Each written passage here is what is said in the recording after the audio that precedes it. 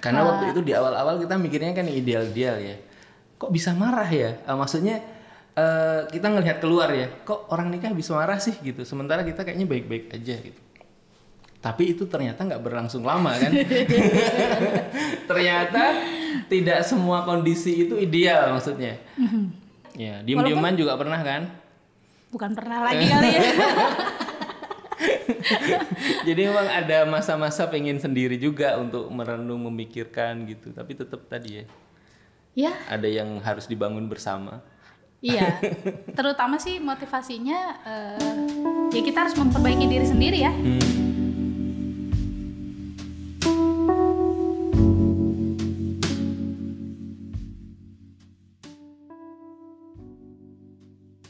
Ya sebenarnya perbedaan kultur itu nggak cuman pas awal menikah, apalagi ya misalnya pas sebelum menikah untuk menyiapkan prosesi pernikahan aja gitu ya. Tapi lebih banyak lagi juga ketika sesudah menikah, sesudah akad ya. Mungkin 1 bulan awal itu kayak saling baik gitu ya. Maksudnya memang harus baik. Maksudnya di awal relatif tidak ada terasa konflik. Nggak ada masalah. 1 bulan berlalu mulailah ya. Iya, karena waktu itu nggak lama setelah itu masuk bulan Ramadan ya. Iya, wah bulan itu berat Ramadan. ya. Dan itu banyak turbulensinya, jadi masalah penyesuaian. Baru tahu kenapa ternyata istriku ini keras kepala ya. Itu ternyata suamiku permintaannya banyak juga ya, kalau buka puasa pengennya lengkap. Aduh.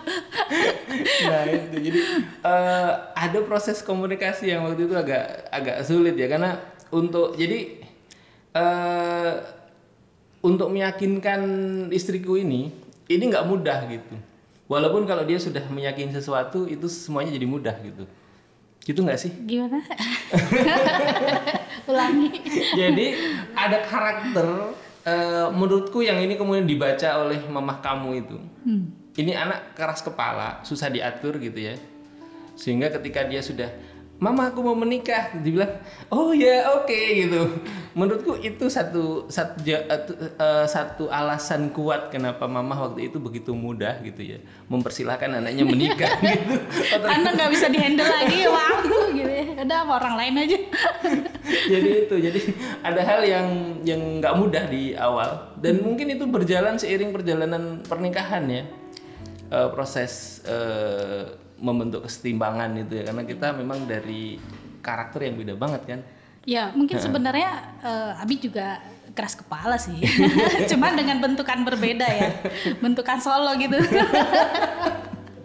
Nggak mungkin kan, nggak punya, maksudnya keras kepala dalam artian di sini kan memiliki niat yang kuat, ingin berusaha sebaik mungkin pada apa yang bisa pada saat itu apa yang harus dilakukan gitu kan ya.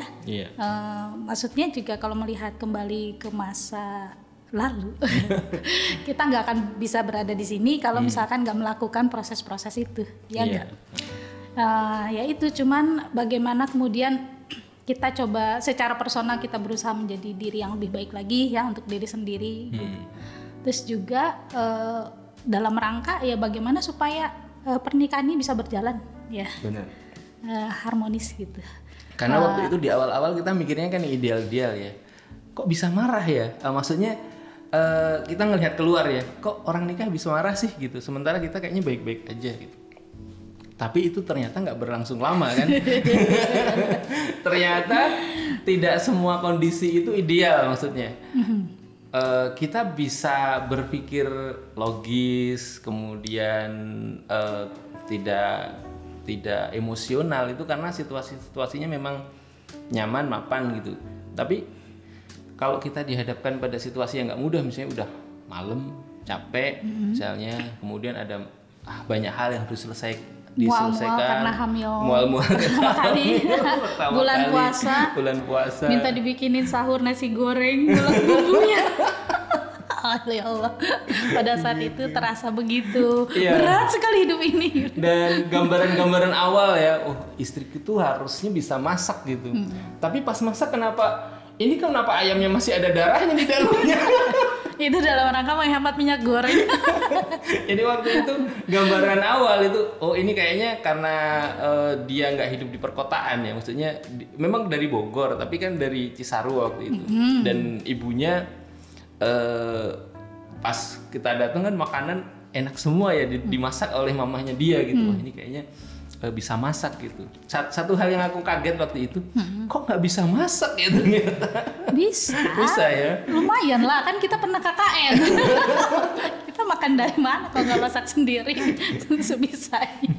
Ya waktu itu standar kok begini ya gitu. Jadi di awal-awal tuh ada banyak friksi di situ. Tapi pagi-pagi itu enaknya kan kalau ibu-ibu rumah tangga tuh ya pasti dia tuh ke dapur gitu.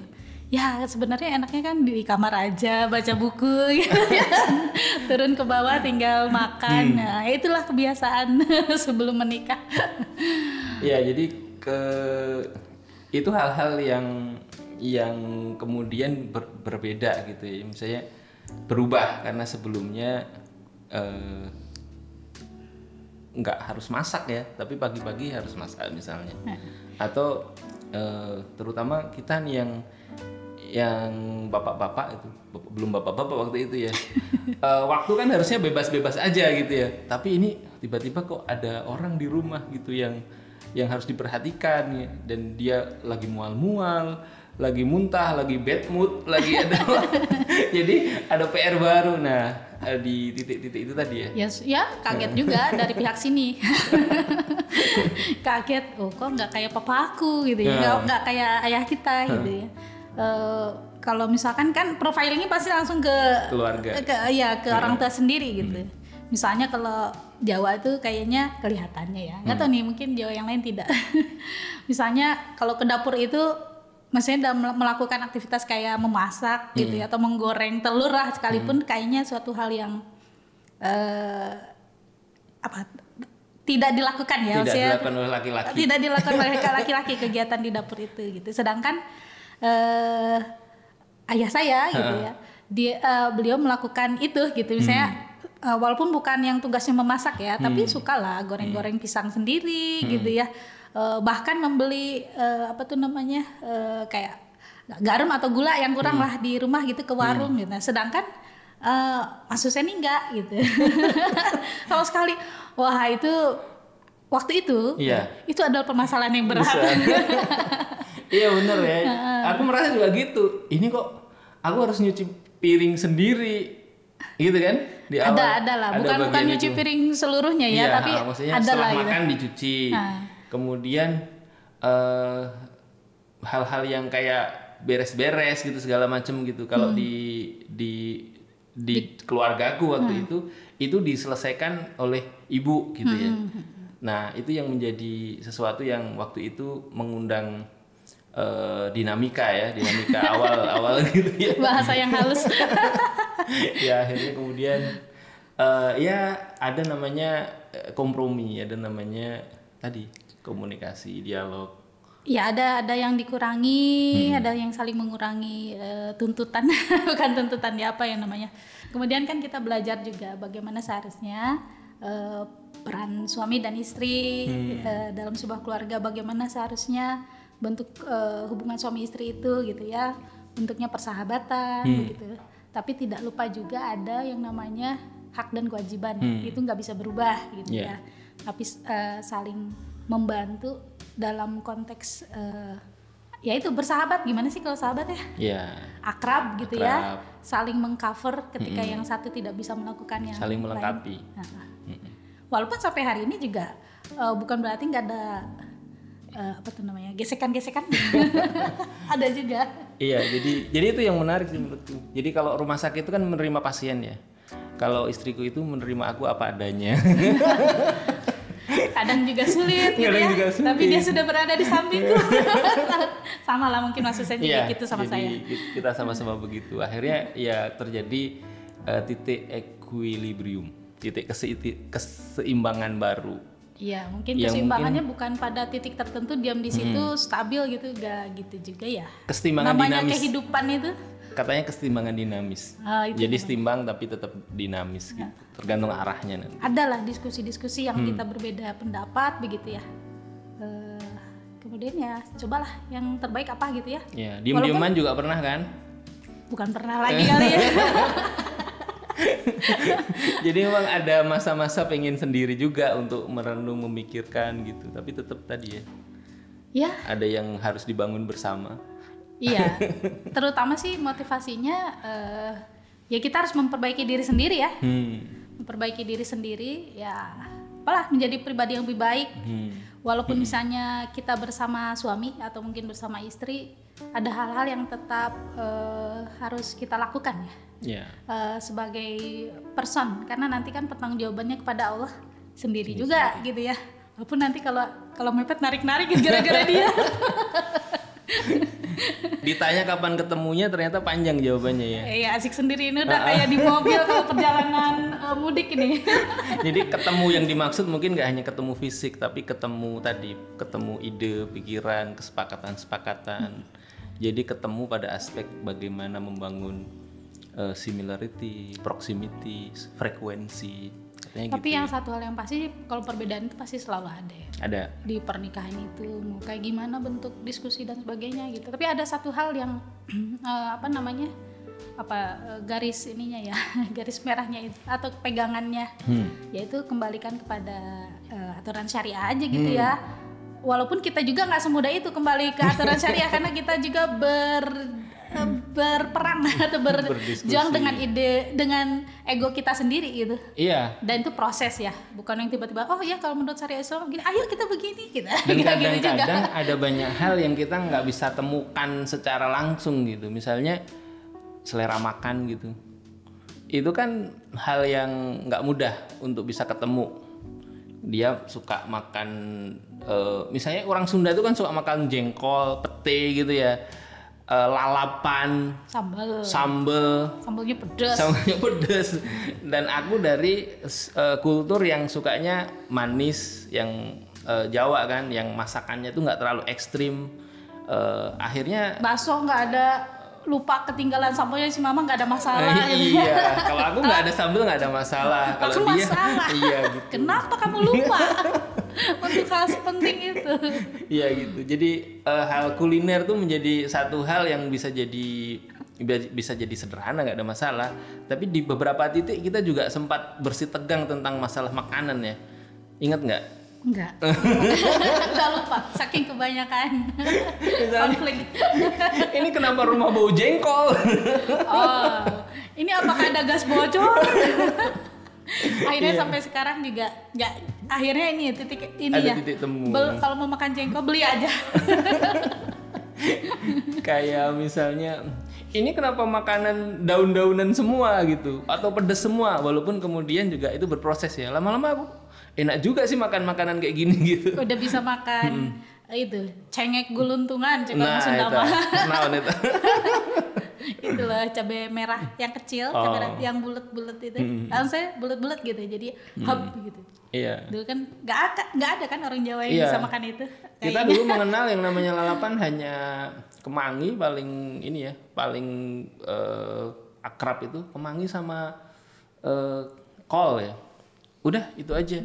Tapi di sini diperkenalkan dengan banyak sekali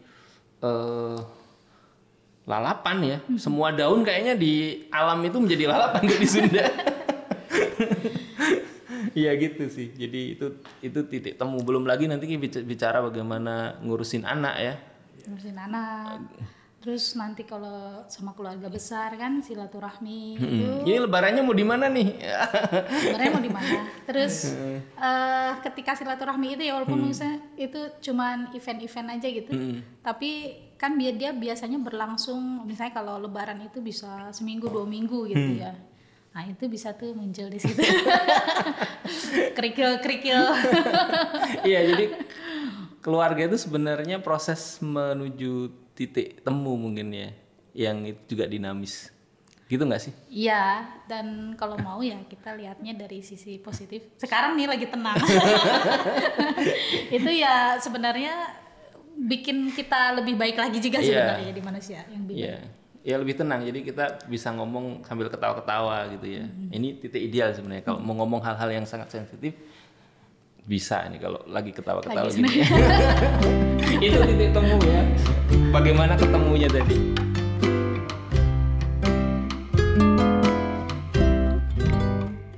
Kemarin kamu cerita tentang cinta itu gimana sih? Ada orang yang ngomong katanya apa tuh? Iya, ada kemudian kemarin tuh tulisan. Ya, ketika kamu sudah menemukan orang yang kamu pikir, kamu rasa sudah kamu cintai sepenuh hati, maka pada saat itulah kamu putuskan untuk menikah dengannya gitu. Tapi kok kayaknya kita nggak kayak gitu gitu. Pada saat itu kayak bukan yang apa ya, yang wah gitu dilanda apa gitu, nggak, suasananya tuh nggak begitu ya. Tapi juga mungkin ada begitu ya, maksudnya itu suatu hal yang di luar apa ya, di luar pemikiran kita gitu ya. Jadi kayaknya itu Allah berikan gitu ya. Saya seiring dengan doa-doa kita ya. Itu datangnya begitu aja begitu ya, dan bukan yang sekaligus gitu. Plus juga karena kita berusaha mencoba melakukan hal-hal yang tidak boleh dilakukan gitu ya ketika proses ta'aruf itu gitu. Jadi kita coba buat jadi lebih pembicaraan kayak kita kan ketemunya bukan yang tiap hari terus jalan bareng berdua gitu ya. Misalnya bulan ini kita ngomongin masalah finansial, nanti ketika sudah menikah kayak gimana gitu. Kalau misalnya dikasih belanja sekian ratus ribu sebulan gitu ya, kamu bisa nggak gitu? Ya, waktu itu gajiku 800.000, aku masih ingat. 400 ya? 800. Nah, waktu itu saya sampaikan, tawarannya 300.000 waktu itu ya sebulan. Berarti berapa sehari? 10.000. Tapi pada masa itu ya? 2004 ya. Nggak tahu ya, karena memang nggak jarang belanja juga, cuman dipikir-pikir beli minyak goreng segini bisa, beras segini gitu, ikan segini, sayur segini, cuman buat berdua, oke lah cukup gitu ya, deal aja udah masalah finansial. Itu anak muda yang membayangkan sesuatu yang sebenarnya rumit dan semuanya jadi mudah kan, karena belum mungkin dialami. karena kemudahan itu ya, maksudnya karena usia muda itu kemudian bisa gitu ya nerima begitu. Iya, katanya kalau kita nggak terlalu banyak tahu itu kadang kita jadi berani. Mungkin di titik itu. Jadi akhirnya itu yang berproses di awal, dan jadi kita bukan sebut juga itu cinta atau apa ya, itu sebagai satu agak sulit sih dideskripsikan ya tapi ya mungkin ada lah ya, tapi ya saya pikir itu pasti berasal dari Allah. Maksudnya tuh Allah berikan itu gitu ya. Terus kemudian tapi pembicaraan apa yang harus kita kenali dahulu gitu ya, sebelum proses pernikahan itu tetap berjalan, itu yang lebih dominan ya. Pembicaraan mengenai tadi kan finansial di bulan pertama gitu ya. Kemudian berikutnya pembicaraan mengenai walimah juga. Anak ya. Anak dulu. Ya tentang anak. Aku ingat banget tuh waktu anak tuh. Aku kan nanya gimana konsepmu tentang anak. Dia bilang anak kita harus lebih baik dari kita. Itu aja, dan itu kamu sangat ingat ya? Aku enggak lah. Itu sangat filosofis. Nyontek di mana? Dari quote apa itu? Dan itu filosofis, maksudnya terus gimana ya gitu. Oh berarti iya, kita di titik mana berarti anak kita harus lebih. Dan itu kita lihat. Tapi aku ingat juga jawaban kamu. Apa itu? Aku suka sama anak-anak. Dalam hatiku waktu itu pikirnya, oh ternyata ada orang seusia ini bisa bilang aku suka sama anak-anak. Padahal itu aku juga nyontek ya. Ya itulah ya pembicaraan itu. Terus kemudian mau tinggal di mana? Mau tinggal di mana ini suatu hal yang sangat penting. Karena kalau kita memutuskan, kan pilihannya opsinya dua ya, tinggal terpisah atau kan tinggal bersama yang lain, saudara ataukah orang tua. Ya, karena itu akan mempengaruhi proses berjalannya pendewasaan kalau orang sekarang bilang. Proses berantemnya terbuka atau enggak gitu ya, proses diskusi yang terbuka itu kan berantem. Iya. Nah, pada saat itu kita memutuskan satu pemikiran ya waktu itu, harus terpisah. Harus gitu terpisah. Ya. Apapun situasinya. Apapun situasinya. Maksudnya sekalipun kita harus tinggal di misalnya yang rumah sederhana sekali gitu ya. Kayaknya waktu itu berani-berani aja. Berani-berani aja. Jadi kita itu sebelum nikah waktu itu sudah punya komitmen nanti harus ada rumah dulu nih. Baru maksudnya rumah itu sudah siap. Bukan beli rumah tapi ada tempat tinggal bersama setelah kita nanti akan nikah. Jadi dipastikan dulu di mana. Nggak ada proses tinggal dulu bersama orang tua gitu. Jadi sudah akan nikah misalnya barang berapa hari kita udah punya. Dan ini tuh kok tempat tinggal gitu. Itu dinamikanya banyak ya waktu itu. Banyak juga. Itu proses-proses yang sebenarnya. Aku bilang coba kamu yang cari deh gitu. Dia cari ke keluarganya gitu ya. Ada waktu itu satu rumah yang ternyata rumah itu berhantu ya. Menurut cerita. Kemudian setelah kita nggak jadi di rumah itu. Ya apa namanya ya itu proses-proses itu ternyata keputusan itu nggak semudah itu juga dilaksanakan ya. Dia beranak masalahnya ini beranak, maksudnya udah selesai ini dicoba begini ternyata ada masalah baru, tapi itu bagian dari ternyata pengenalan karakter diri kita juga ya. Dan waktu itu aku bilang nggak apa-apa sih gitu waktu itu ya, tapi kalau sekarang aku nggak akan pilih di situ gitu karena itu tempat terpencil. Kemudian jauh dari keramaian. Ya waktu itu kan di bukit agak naik kan itu waktu itu ya. Yang bersikeras nggak mau tuh. Ya saya kan. Gitu. Jadi ya udah. Waktu itu nyampeinnya juga nggak mudah ya. Ini karena di keluarga ya waktu ya? itu punya keluarga dekat ya. Punya keluarga dekat juga nggak mudah menyampaikan kepada calon suami gitu. Gimana ya nyampainnya ya? Aku nggak mau. Kalau sekarang kan Abi nggak mau yang itu soalnya begini-begini gitu. Tapi pada saat itu sulit ya nyampainnya tuh. Cuman masalah itu aja gitu sebetulnya. Gimana ya ngomongnya ya gitu. Itu pakai proses pusing. Walaupun akhirnya tersampaikan dan kemudian negosiasi cari lagi yang lain gitu ya. Ya akhirnya ya ketemu lah ya. Ini ketemu. Waktu itu juga sempet milih kayak petakan gitu ya, kecil di jauh di sana gitu ya, deket sawah waktu itu. Dari keluarganya calon istri saya waktu itu ya, jadi Desi ini. Terus kita kayaknya terlalu kecil, terus nyari lagi gitu ya. Akhirnya satu tempat ketemu yang itu kemudian jadi tempat tinggal kita di awal ya, dan itu pinggir kali gitu ya. itu satu kesamaan kita. Kayaknya nggak keberatan ya tinggal di tempat-tempat. Maksudnya dalam kondisi-kondisi yang paling sederhana. Bagaimanapun kayaknya kita lumayan siap ya. Nggak terlalu keberatan lah. Dan itu start yang bagus sih sebenarnya. Nggak ada apa-apanya. Nggak ada apa-apanya sama sekali ya. Bahkan setelah nikah kita nggak punya kasur juga buat tidur. Nah bener nih soal. Jadi waktu itu setelah hari H pernikahan ya, kita kan selesai dari gedung tuh ya. Kemudian kita sudah jadi pasangan suami istri kan, dan kita sehari kemudian ya.